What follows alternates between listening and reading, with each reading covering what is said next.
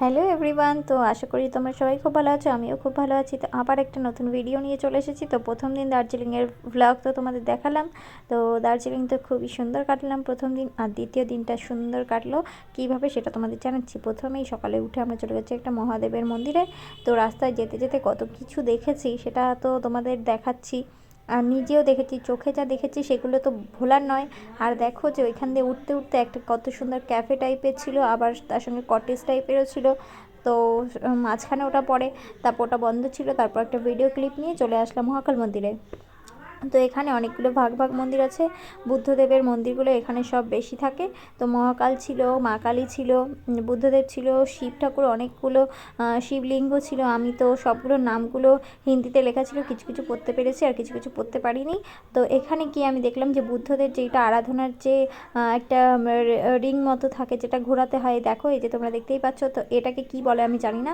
তো এটা পরে একবার আর একটা বুদ্ধ মন্দিরে যাবো, সেইখানে একজন বয়স্ক মহিলা যিনি বুদ্ধিস্ট তিনি আমাদের কাছে জানালো যে এটা করলে নাকি আরও মন্ত্র পাঠ করতে হয়, তার সঙ্গে আমাদের যা পাপ থাকে সেগুলো ওগুলো ঘোরার সঙ্গে সঙ্গে আমাদের পাপগুলো ধুয়ে যায়। কিন্তু আমরা তো মন্ত্র জানি না, আমরা গিয়ে খালি খালি ঘুরিয়ে চলে এসেছিলাম।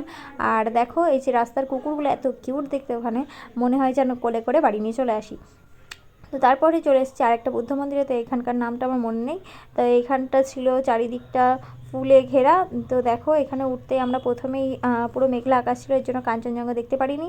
তো যখন এখানে আসলাম তখন দেখলাম যে গাছের ডালে ডালে যে কত সুন্দর ফুল হতে পারে, মানে অন্য কোনো গাছের ফুল, ওগুলো ওই গাছের ফুল না, পাইন গাছে কী করে ওরকম সুন্দর ফুল হচ্ছে এটাই বোঝার বিষয়। তো এখানে ছিল শ্যাওলা, যেগুলো হয় শ্যাওলাগুলো আটকে যে কোনো গাছেই হয়েছে দেখলাম, যেখানে আটকায় নোংরাগুলো সেখানেই ওই ফুল গাছগুলো হয়তো পাখিতে এসে রাখে। তো সেখান থেকে ওরকম সুন্দর সুন্দর ফুল হয় গাছের, মানে যেখানে তাকাচ্ছি সেখানেই ফুল আর মনোরম দৃশ্য, সবুজ সবুজ চারিদিকে। তো তারপরে চলে এসেছি বাতাসিয়া লুপ। তো এখানে তো আমার ছোটোবেলা থেকে আমার মানে জীবনের বেস্ট ডেস্টিনি ছিল যে এখানে আমি যাব। তো সেটা হচ্ছে টয় ট্রেন। টয় ট্রেন আমার সব থেকে ফেভারিট জিনিস, ছোটোবেলা থেকে আমি এগুলো দেখি টিভিতে কিংবা ফোনে। তো সেগুলো আমার চোখের সামনে আমি দেখতে পারবো এটা কোনোদিন ভাবিনি। তো দেখো কত সুন্দর লাগছে।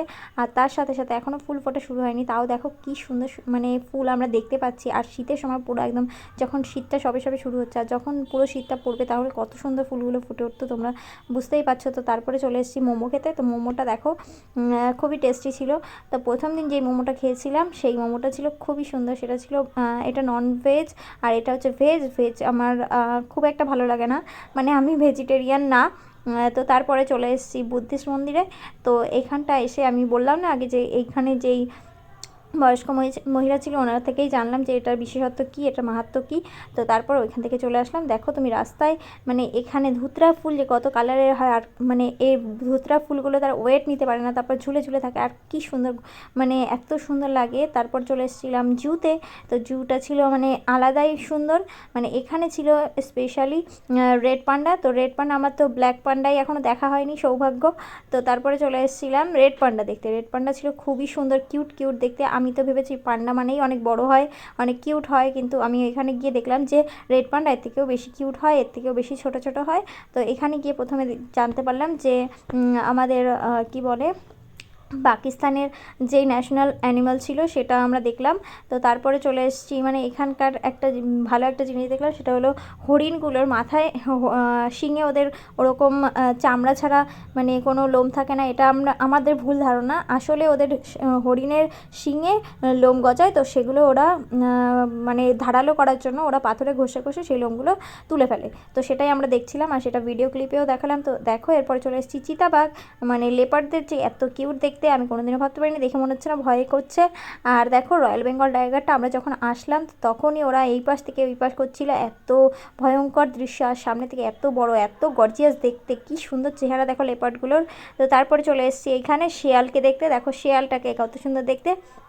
তো এদের দেখে এত কিউট লাগছে, মনে হচ্ছে বাড়ি নিয়ে চলে আসি, কিন্তু এরা এতই হিংস্রভাবে তাকাচ্ছিল আমাদের দিকে, মনে হচ্ছে তখনই খেয়ে নেবে। আর দেখো বলতে বলতে চলে এসছে রেড পান্ডা। রেড পান্ডাদের দেখলেই তোমাদের এমনি সবারই ভালো লাগবে। তো দেখো এটাই ছিল বিশেষত্ব। তো আমার রেড পান্ডা তো দেখে আমার খুবই ভালো লাগলো, তোমাদের কেমন লাগলো সেটাও অবশ্যই জানিও। তো রেড পান্ডাকে দেখে আমরা চলে এসেছিলাম পাখিদের দেখতে। দেখো পাখি, নানান রকমের পাখি। তো আমরা আলিপুর জুতে গেছিলাম আমি আগে অনেক ছোটোবেলায়, তো সেই সময় অনেক পাখি দেখেছিলাম, মানে সব জানুয়ারি দেখেছিলাম। কিন্তু এখানে আমার খুব খুবই সুন্দর লেগেছে সেগুলো হচ্ছে কিউট কিউট পাখিগুলোকে। তো অনেক ধরনের পাখি ছিল, তো সেগুলো তোমাদের সঙ্গে শেয়ার করলাম। এই দেখো লাভ বার্ড, এগুলো মানে অনেক কালারফুল হচ্ছে। আর এখানে দেখো যে মানে এগুলো কী পাখি বলে আমি সবগুলোর নাম পড়তে পারিনি, তো তাড়াতাড়ি হাঁটতে হয়েছে। আর তারপরে ছিল ম্যাকাও। ম্যাকাও তো আমার বেস্ট লাগে। আর সাদা কাকাতুয়া এত বড় বড় হয়, মানে আমার তো এগুলো আমি কবে দেখেছি আমি ভুলেই গেছি। আর আসলে দেখেছি কিনা সেটাও জানি না। তোমাদের মধ্যে কে কে গেছো?